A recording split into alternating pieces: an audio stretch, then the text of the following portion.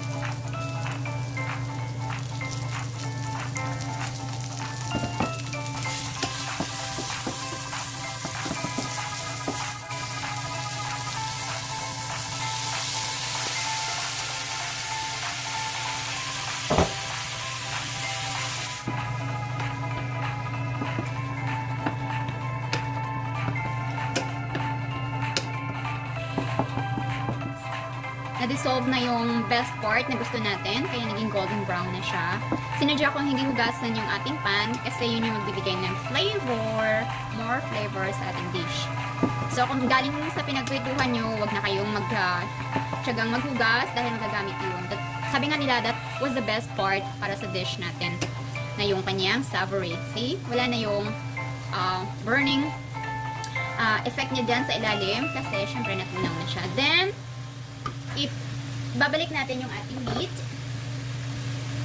Put back our meat into the pan and cook it. Ganyan lang siya. So,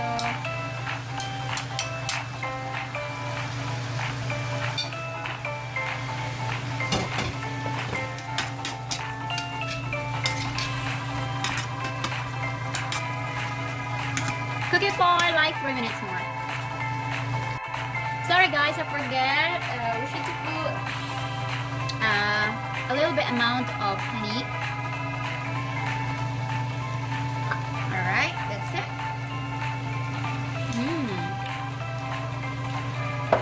Then cook it for 4 minutes.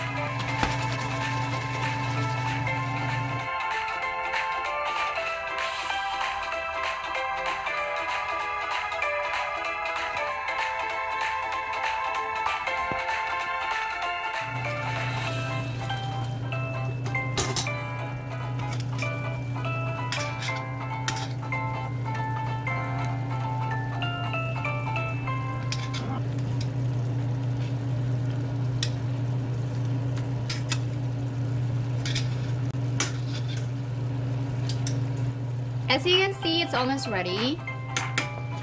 Patutuyuin lang natin siya ng konti yung kanyang sauce.